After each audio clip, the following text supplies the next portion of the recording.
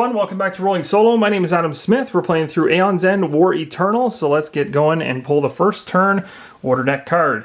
Nemesis, fantastic. So we're getting hit right off the bat, and I don't mean that in a good way. So let's go ahead and take a look at Grubber, who we know is going to continue to hound us. So it says if the Nemesis has 2 discard, oh good, 2 turn order cards in discard, which it doesn't. So basically, we're going to skip past the removing the token, which would be up here. We're actually going to be taking some damage on Gravehold. So we got to take this down to 25 now, sadly. So now this one's at 25. We did heal in the last video, so that kind of helps it a little bit. Okay, so that Nemesis card has been started. The Grubber's done his thing. We're going to come over here to the Seismic Roar. Of course, a power token is going to come off of this card. It's getting closer to triggering, and then 2 more Nemesis tokens are going to be removed, which would be terrible. But we also have to pull a card. This is really bad. Okay, Assail, unleash twice. Oh my goodness. The player with the most expensive prep spell places that spell on top of their deck. Goodbye, Jagged Lightning. That one's disappearing. So anyway, we got to unleash twice. So let's go ahead and do that first. So unleashing, we haven't done this in a while. So it says if there are 1 Nemesis turn order card in the turn order discard pile, any player suffers 2 damage. If there are 2 Nemesis, blah, blah, blah. So 2 damage is what's happening here. The question is Maza or Yan. Again, being that I can actually gain life back with Yan, where I can't with anybody else, I'm going to let Yan take that punishment. So Yan's going to go down to 4. So this is starting to hurt Yan pretty bad. We're going to probably have to start using those Primordial Fetish cards, which is this one here. We have 2 of them in the deck to get her back up to 10, which is good. So I know she can handle that damage, so that's a plus. And then, of course, the downside is we're doing it twice, not just once. So essentially, this is going to happen again. So we're going to have to take some more damage. Now, this is where it gets tough. So if if a card comes up and ends up hitting damage on Yan, we can end up losing her. So we have to balance this really well. So it might make sense to actually have Maza take this so we don't put Yan into too much damage or too much risk there. So now we're kind of evened out with our damage. But we've dealt with this Unleash now. But the downside is the bottom portion of the card says the player with the most expensive prep spell places that spell on the top of their deck. So this card has now been resolved by taking the most expensive card, which is the Jagged Lightning card, and putting it on the top of their deck. So it's almost like it disappeared, which is okay. It's not okay, but it's okay because we don't have any monsters out here that need a big heavy hit right now, so it's not that bad. It could be worse. So that's essentially the full turn for the Nemesis, and we just have to really hope that another one is coming in a row. Okay, good. So we got a 2. Thank goodness. All right, so Yan gets to go at this point. So, of course, we have our Illuminate skill, or spell, I should say. But first, we need to actually cast anything we'd like to cast, or have to cast. In this case, we don't have to cast anything because we don't have any spells in focused breaches. But we do have an Illuminate spell, which is an open breach. We can cast it if we want to, because we have it open. So this one says that we can cast it to deal 1 damage, which would kill the Grubber. But I can also just focus a breach and do that exact same damage. So why would I take that out of there? There's no point. So I'm going to choose not to actually shoot that off. Instead, I'm going to prep with the Spark in this open breach here. We now have a total of 2, 3, 4, 5 total. Now, I can actually open this breach. So I think that's what I'm going to probably do, is I'm going to open up that breach, I think it makes the most sense because regardless if I'm focusing something else, I might as well. So I'm going to go ahead and actually open this breach up. Now what you're going to really notice here is that when you get to the third one, it's really cool. You get an extra damage on your casting now. So that's awesome. So we've now opened that up. We have to, of course, pay for it. And we can't use this. It does say you may place the next card you gain. So I could use this Frozen Magmite as well as part of it. Might as well. So I'm going to pay 2 right here for this, or 3 I should say total, for that particular breach to open up, which is fantastic. We're going to want to put a really heavy power hit in here. I mean, it doesn't matter regardless, but we're going to have to think about that strategy-wise as to what spells we're going to start putting in that particular breach. So we paid 3. We still have 2 left. The question remains, what do we want to use the 2 for? Well, if I go ahead, actually, I could use 2 to charge myself up fully and then obtain a really strong card. That actually might be worth my while now. So I think I'm going to do that. I'm going to actually go ahead and spend 2 crystals to gain that final one. Now the downside here is I'm very far away from actually getting this breach open. So I think what I'm going to do instead is I'm going to And just so you guys know, I was nowhere near the 6. I had total in terms of how much I could actually spend there was 2, 3, 4, 5. So there was no way I could actually get to, let me see, 2, 3, 4, 5. Yeah. So I was 1 away regardless. I couldn't have actually gotten rid of this card even though I really want to. So I filled that up, and during my turn and stuff like that, I can actually go ahead with this. So I could activate during your main phase, gain a card from the supply pile. If you have 4 open breaches, an ally gains a card from any supply and places on top of the deck. So it really has a really awesome effect that way, but I don't have the time to wait on that right now. I would really like to gain this card for Yan. This crystallized card would be super powerful, and just looks amazing. Let me see what it actually does here.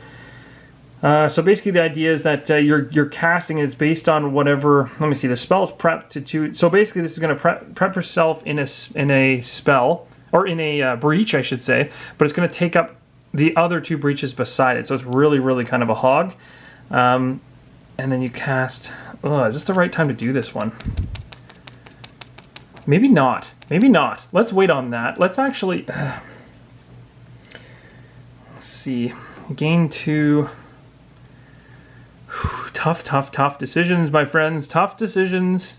We have 2. I don't mind filling that up. That's not bad. And the only other thing I could have picked up would have been the Mage's Totem, which is not really that fantastic of a card. I opened a breach, which isn't bad. I might as well. I'm going to do that. I'm going to delay this charge purchase. I'm actually going to pick up the Mage's Totem instead. Okay, we're gonna keep that because oh shoot, that's not the right pile to put it in. This is gonna go in the discard pile. The reason why I'm holding back on that is I really want to take advantage of the ally portion. I'm gonna try really hard to get this breach open so I make the most use of all those charges, because I feel like otherwise I'm just wasting the full ability. I'm not getting the full power of it. It's not worth it. Okay, so that basically ends my turn. At this point now we got to draw cards to bring ourselves back up. So there's our Jagged Lightning. We've got a crystal card. We've got oh, and sorry guys, I totally forgot, actually, my mistake here. We forgot that when we open the breach and stuff like this, that it automatically, because of Illuminate, triggers a damage, which would then kill the grubber. Don't want to forget that. That would be bad if the grubber was still sitting around, so he's gone.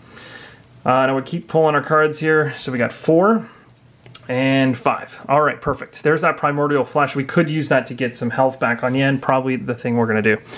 So that's it. Now we can move to the next turn order deck card. We got another 2. Yen's going again. Wow, that's kind of lucky. So 2 in a row. Awesome. So here's the thing. Lucky, I don't know. We still can't get to that 6 ether that we need, which is bad. The cool thing is I do have a breach open, so now I can actually put Jagged Lightning in this. But and there's no point in shooting off any spells because there's nothing here waiting for us. But now Yan has really got some options here. So we'll definitely put Jagged Lightning in here. One thing you'll see, it says you may discard a card in hand. If you do, any player focuses their closed breach with the lowest focus costs. So after taking a closer look at Jagged Lightning, this is something to make note of. The cast ability here says deal 3 damage, but underneath of it, it says you may discard a card in hand. If you do, any player focuses their closed breach with the lowest focus cost. So my assumption with this particular card, and it's very tough to find a very clear answer on the internet, but I'm going to go with this, is that you can't use that bottom portion unless you actually cast the particular spell. So I'm going to go ahead and say that I cannot do this right now, unless I decide, being that this is my turn, whether or not I want to actually cast this spell, which I wouldn't want to because it'd be a complete waste. But that's something to make note of, because you also see there's other cards here that say things like while prepped, which in my mind it means that you can actually use this anytime without ever having to cast. Whereas this one does not say while prepped, it's actually cast first, then get this. And you can see the cast is on the top versus being on the bottom. I think that differentiates when the timing of the card can be used. So something to make note of. Anyway, we're continuing on with Yan's turn. Yan also has some other cards up here. I'm not prepping or casting anything else. So we're going to go ahead and we're probably going to use Primordial Fetish. This one allows me to focus any player's breach or destroy this and gain 3 life. So I'm going to probably destroy it. Really, it's kind of sad, but I kind of have to because I don't want to get into too much trouble with my health. So I'm going to bring myself back up to 7.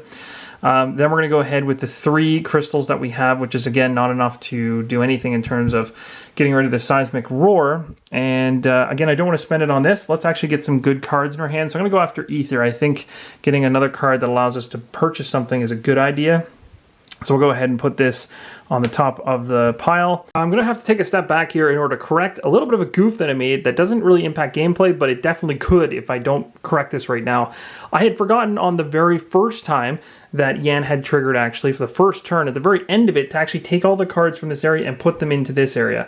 Now, you'll notice here the Frozen Magmite is here. That's because I'm purchasing it using these 3 crystals from the second turn of Yan. So what I have to do to correct this is remove the Frozen Magmite from here for now, in order to, because I never spent those 3 crystals yet and put them over here to actually pay for it, and I have to get this deck and get it on top of this card first. So we're going to go ahead and go through it to find out if there's anything good. Yep, we're going to put that right on the top. This is the thing that really matters, because if you don't actually clear the cards that you paid for, especially when you have back-to-back turns like that, and put them into the pile in the order you want, when you start acquiring things on your second turn, you can get things out of order very quickly. So that was a mistake on my part, but I did catch it. So now at the very end of my second turn, I'm now spending 3 crystals to now obtain the Frozen Magmite card, which I do want to have right here. And of course, I'm paying for all 3 of them, or paying 3 ether in order to get it, which I'll put on top of here. And now we've actually completed our turn. Okay, so at this point, we're going to go ahead and start drawing up for Yan. So we got ourselves Primordial Flesh again, or Fetish. I keep saying Flesh. It'll probably stay like that forever. Crystal, and another Crystal. All right, and then of course we need to flip our entire deck in order to get the last 2 cards. So we'll do that right now. And what do we get? We got another Totem, and we have a Magmite. So we still haven't got a combination that's big enough to take this out.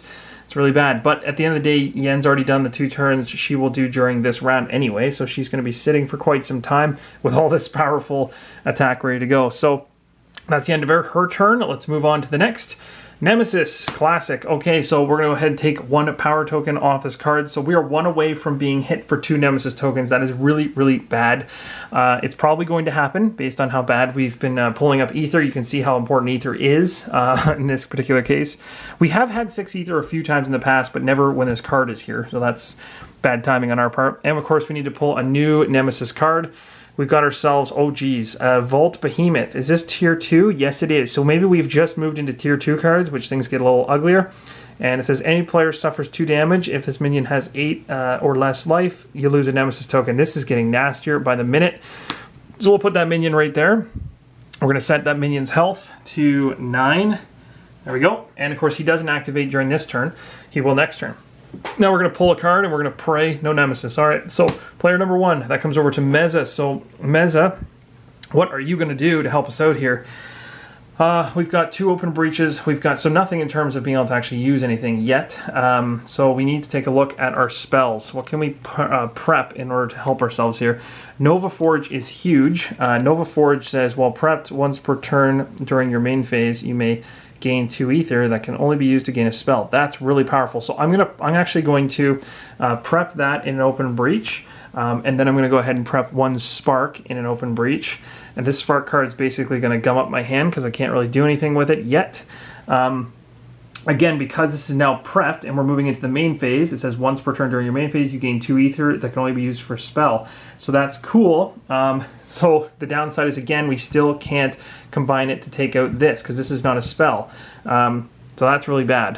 What does this World Heart Shard do again? This one says gain 2 that can only be used to gain a card. Place the next card you gain on top of your card, or on the ally. So it'll be going over to Yan, which would be bad because I want it on Maza because Meza's got the only other turn that's going to be coming up this round.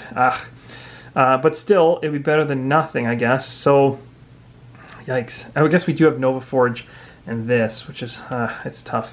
Okay, so technically I have the ability here with this card and this card. This is 2 ether worth. But if I wanted to go all out and purchase a card from this area over here, if it was a spell, I could potentially get 1, 2, 3, 4, 5. Which is pretty solid, but then that card would have to go into Yen's deck. Or I could go 1, 2, 3, 4, so purchase a 4 card, and it can go into Meza's deck. So it's probably more likely that I want it to go into Meza's because we need to put the damage on this vault really quickly or we're going to be in trouble. Now the difference, oh, it's so bad. The difference between a 4 and a 5 is basically between like an Aurora card, which is well prepped once per turn. During your main phase, you may gain 1 charge. That's really nice. We've seen that before. And then Jagged Lightning, which is also very, very powerful as well. Of course, you have to cast it in order to get that benefit. but still does 3 damage, which is really nice. Yikes. This is tough. And of course I can drop down to something like this. Primordial Flesh. So, definitely lots of things we can do there. Question of the day, what is the best thing to do? 1, 2, 3, 4, 5. It sounds so good to get a 5 spell.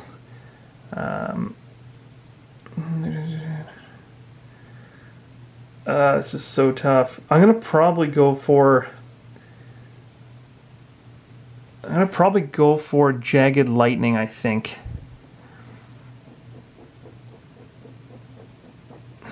Yeah. Let's go for Jagged Lightning. So I was actually going to go for a 4 so that it doesn't go into Yan's pile, basically, because I'm only using the World Heart Shard for 1 instead of 2, so that prevents it from going into Yan's pile. So then this card can go in the discard, because we gain that. This is going to go, this is going to go. So now we've got both of these cards, and we spent both of them, and that's awesome. Okay. And there's nothing else we can really do this turn. We still have 1 spark in our hand here, which we've got, and then we're going to pull our cards back up to 5 total. So we got a crystal, we've got another spark. Geez, those sparks are brutal. And then the Aurora, that's good. Aurora is powerful, and Frozen Magmite. Okay. Jeez, we are not going to get this based on how things have been going.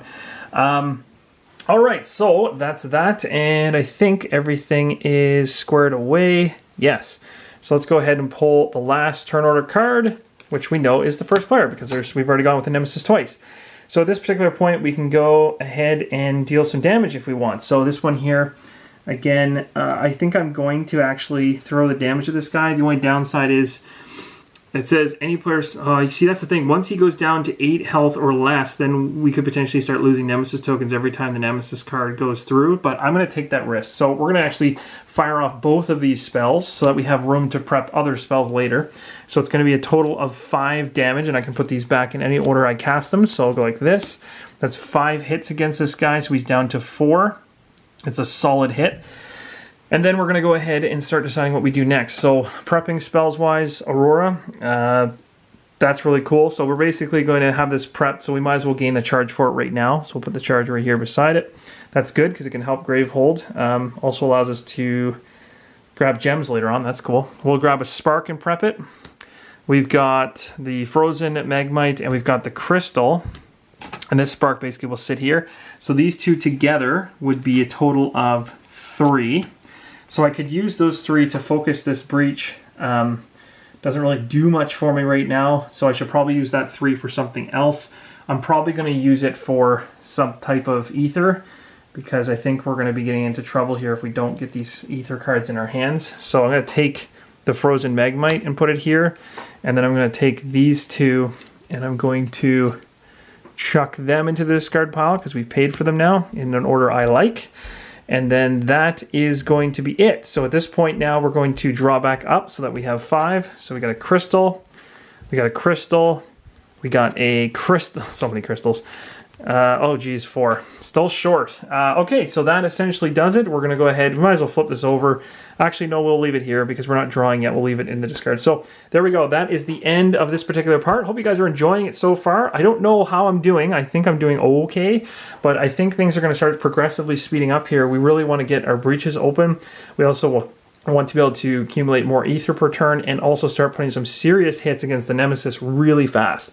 So, it's a blast. I'm having a lot of fun. Hope you'll join me as we continue on our playthrough of Aeon's End War Eternal.